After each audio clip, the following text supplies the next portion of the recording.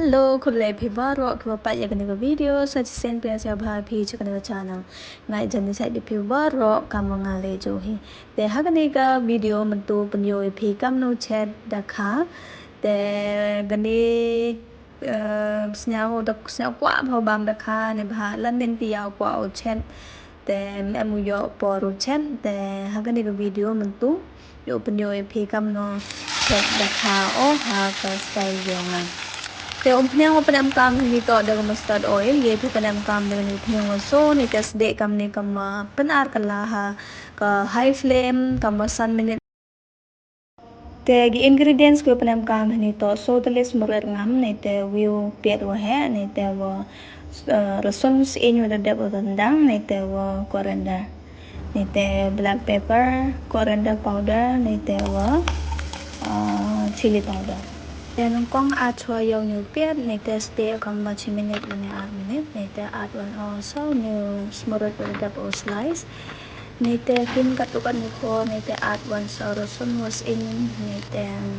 mem add lot oil rason was in with the kandang pa ni ba man da chwa I da daw add bem ha then at te puno sa ni masala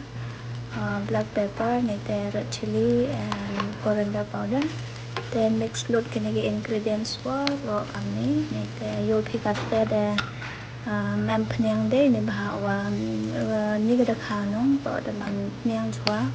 te na ga daw mo da remove ba ga phnyang ka tu ka ni ma da post de pe ta ne mi ni pa ni phi te at one o sa churmen ni te Kino kamo chi minute ni armin sam man the next hang ni masala wo ni ingredients ni te kamo chi moksam ni te kate wan add wan osa uni king chili dan ne smorat raikon te lam em mo bam jia phi boy add le ni te kate wan the top por wo add ya ga ni ga khao depth de hab sandong ha phi man da add da khang phi ni bha man de yenong dau pra ni da kha te na te ga dau mo hab sandong ma phi ha ga ni ga stage wa man da king la hab sandong bha ni bha man da king phi nong te dau pra ni da khao to em mo I de ni te mem de I on te do kam ni don hi ni te dang em cho gi ingredients so pen yo phi chi bet man da chwao I ani ga da kha te ne roson was in ni te wo khane si ga do a ong man da chwao I man da rap sman ni om te ka te wan add osa vaniga dark soy sauce kam so seng cha ni te man da add soy sauce ni te noodle king ga te hap khi ade khi o mix lang vaniga soy sauce ni te kate wan yo add on osa ni roson was in ni te man da add roson was in the age wa kam to kam si bet kam chi minute ar minute sam te kate to hagani ga stage to the rap snap ni om te kate add one osa ni coriander no da double chop ni te I gani roson ni te wo soy sauce ni te wo ni coriander kama chi so minute la ne 1 minute sam ni te do kam ni don hi kani ga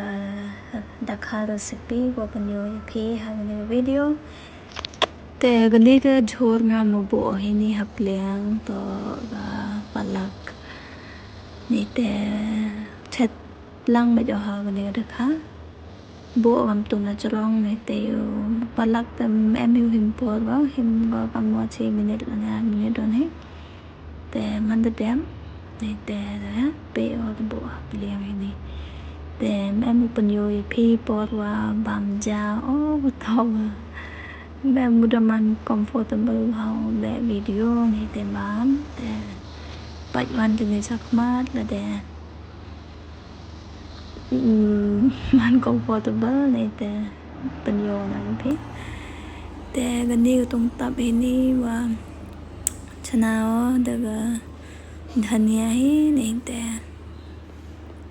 cái này cái video cooking video được bôi cái chắp cốt để mình lên nhiều bên nhiều phía bò và ad số để trong happy là được quả phiếu ad để hỏi để là đâm quả phiếu ad để hỏi để ngã ad được cầm vào chi tên đơn hi để gần đi to ga lunch or next meet. See you in my next video.